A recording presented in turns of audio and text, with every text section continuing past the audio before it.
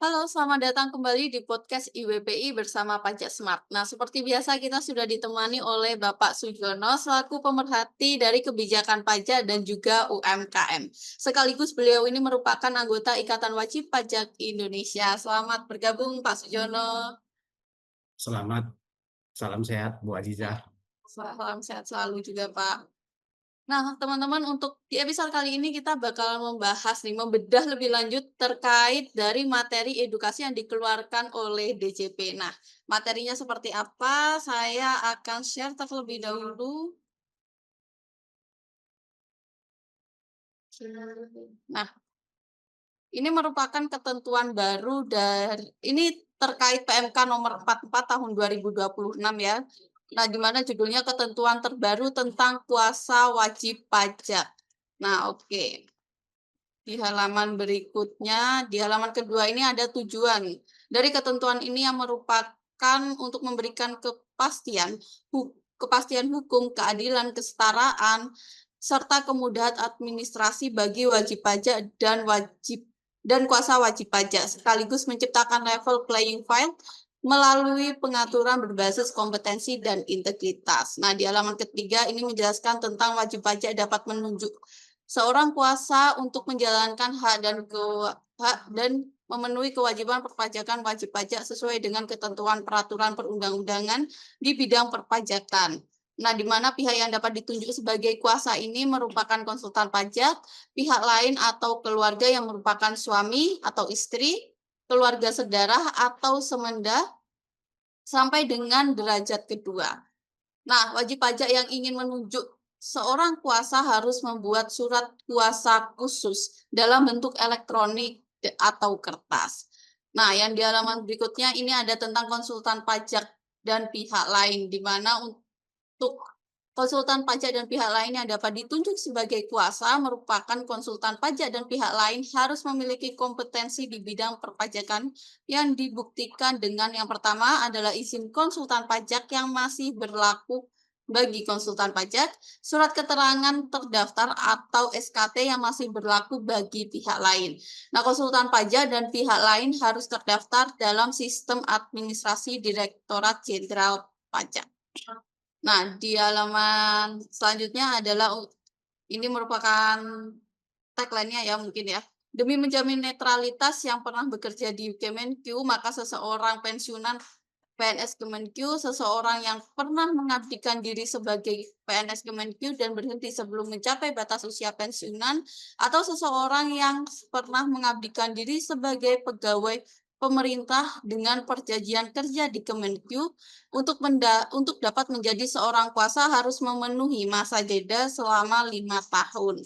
Nah, siapa itu pihak lain? Pihak lain adalah siapa saja selain keluarga maupun konsultan pajak yang memiliki kompetensi teknis di bidang perpajakan yang dibuktikan dengan kepemilikan SKT sehingga bisa ditunjuk sebagai kuasa wajib pajak. Itu tadi dari edukasi ya, yang buletin edukasi yang diterbitkan oleh DJP. Kita tanya ke Pak Sujono gimana Pak pendapatnya dari buletin yang diterbitkan oleh DJP ini, Pak? Oke, jadi kalau kita lihat ini kan PMK nomor 44 ini kan merubah ya, merubah PMK 229 tahun 2014 yang selama ini masih digunakan oleh DJP ya. Kan di beberapa kali sidang itu kan DJP itu kalah. Kenapa? Karena dia menolak pihak lain. Karena di dalam PMK 229, di dalam PMK 229 tahun 2014, yang bisa mewakili pajak itu di sana cuma dua aja disebut, yaitu konsultan pajak dan karyawan. Nah, sekarang dengan PMK baru ini dirubah menjadi tiga, konsultan pajak, pihak lain dan keluarga, ya kan? Cuman ini ada keanehan di sini ya. DJP ini adalah lawan daripada wajib pajak. Ya, dia kan sebenarnya merupakan pihak lawan, hendak mengambil kekayaan dari seorang wajib pajak menjadi kekayaan negara. Lalu dia membuat permainan yang begitu timpang. Anda boleh menunjuk kuasa, baik itu konsultan pajak ataupun pihak lain, ya, atau keluarga. Tetapi dengan catatan, orang yang Anda tunjuk itu harus seizin saya, ya kan? Anda mau berapa dengan saya, tapi orang yang Anda tunjuk itu harus seizin saya. Kira-kira aneh nggak? Aneh kan? Jadi kita belum apa-apa sudah kaki tangan kita diikat, ya kan? Sampai karena di situ gini, seorang pihak lain atau konsultan pajak kira-kira berani nggak melawan DJP? Iya, kalau melawan kamu nanti izin kamu dicabut, dibekukan. Jadi bagaimana WP ini mendapatkan keadilan kalau diperlakukan seperti itu? Ya kan? Misalnya begini, ini contoh yang lebih aneh lagi, ya kan? Bu Aziza punya perusahaan nih, kan Bu Aziza tentu ada orang pajak dong, karyawan pajak yang mengerti ya, yang mengurus pajak ya.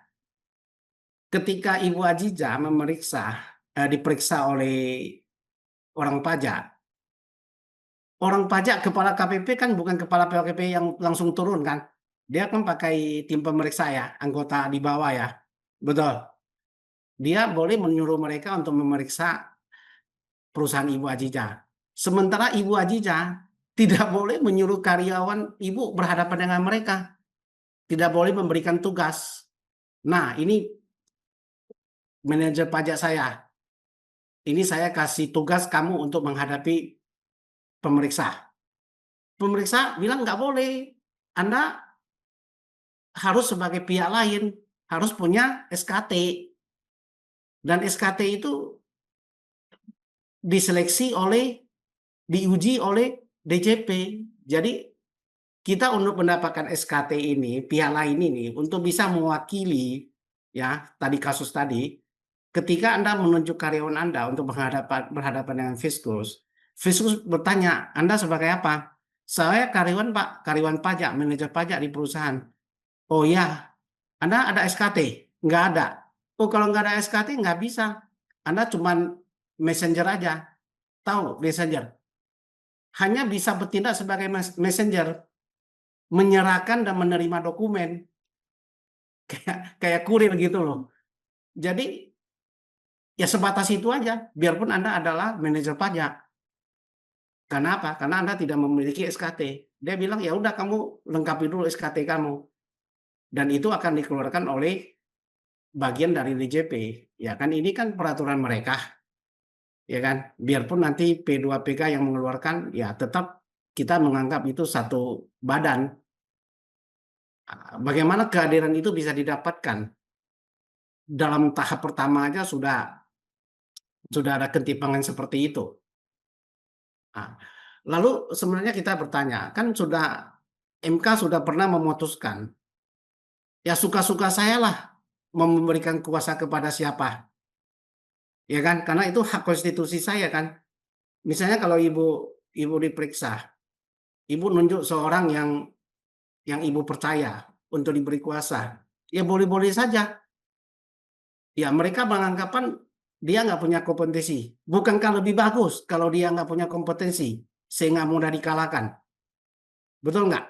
Kan Bu Ajika kan pasti nggak bodoh juga kan menunjuk orang yang tidak mengerti kan? Mengerti pajak untuk menghadapi Fiskus kan? Ya kan? Ya. Jadi nggak mungkin juga Ibu menunjuk orang yang tidak mengerti untuk menghadapi Fiskus. Kalau saya sebagai DJP, malah saya senang itu. Ibu Aziza mengutus orang yang tidak mengerti menghadapi saya. Bonyok dia nanti. Kalah dia nanti. Nggak tahu dia kan? Betul. Betul. Jadi harusnya itu dibuka saja ya seperti dalam hal banyak di pengadilan ya. Pengadilan itu kan kamu mau menuju advokat siapapun itu bebas saja. Nggak perlu ada pembatasan. Dan itu kan nggak diterbitkan oleh pihak seperti pihak lawan kan yang menerbitkan BAS itu kan pengadilan tinggi. Orang yang tidak ada masalah di situ, dia memang sebagai hakim, ya kan? Kalau ini gimana? Dia juga hakim, dia juga sebagai pelaku, dia wasitnya. Gimana kita sebagai wajib pajak bisa melawan begitu? Jadi ini ketimpangan keadilan secara fiskal. Positifnya ada nggak KMK ini, PMK ini? Ini ada, saya lihat ya. Ini ada mengunci mantan-mantan pegawai DJP. Dulu mereka dibatasi 2 tahun sudah bisa buka praktek, sudah bisa berpraktek sebagai konsultan. Sekarang mereka juga diberikan batasan yang ketat, harus menunggu sampai 5 tahun. Ya, memang mereka juga mencoba memperbaiki internal. Menteri Keuangan ini melihat masalah bukan di luar. Sebenarnya masalah besar itu ada di dalam. Di dalam ini sebenarnya sumber masalah juga. Makanya coba diperketat, ya. Ya kalau baru selesai 2 tahun bisa jadi konsultan pajak kan berbahaya. Dia kan masih ada pegang data-data wajib pajak. Ya nanti itu bisa, kalau itu bisa disalahgunakan kan bahaya juga. Betul nggak? Dia tahu ini, lalu ada semacam apalah katakanlah sehingga si wajib pajak diperiksa, nanti dia muncul sebagai konsultannya. Ya kan? Rekayasa-rekayasa seperti itu kan sangat mungkin terjadi. Makanya kalau menurut saya itu 5 tahun pun masih terlalu cepat. Buatlah 10 tahun. Biar itu datanya sudah sudah sama sekali nggak bisa diapa-apain lagi. Ya 5 tahun ini kan ditetapkan karena apa? Karena kan berkaitan dengan masa pemeriksaan pajak. Masa pemeriksaan pajak kan 5 tahun paling lama. Harusnya dia masuk ke buper 10 tahun. Jadi kalau memang mau mengunci mereka supaya tidak ada kebocoran, ya buat 10 tahun. Sehingga ketika mereka sudah berhenti, ya nggak bisa lagi data itu digunakan untuk menghantam wajib pajak. Ya kan, Ibu Aziza bisa memikirkan kan, kalau saya sebagai mantan PNS dan saya pernah pegang data wajib pajak yang begitu banyak, nanti ketika saya pensiun, wah data ini bisa berbahaya kalau saya salah gunakan. Anda bisa jadi sapi perah saya dengan data-data yang saya pegang. Nah, itu sebenarnya. Kalau orang luar kan nggak memegang data itu. Orang-orang seperti pihak lain yang di luar yang tidak terkait atau konsultan pajak yang di luar, ya mereka lebih murni, tidak ada kesempatan untuk mengolah data itu. Ya seperti itu. Jadi ya memang selain wajib pajak gelisah, pegawai ANS ya, ASN dan pegawai Kemenq itu semua juga terdampak sih terhadap Kemenq ini, terhadap PMK ini.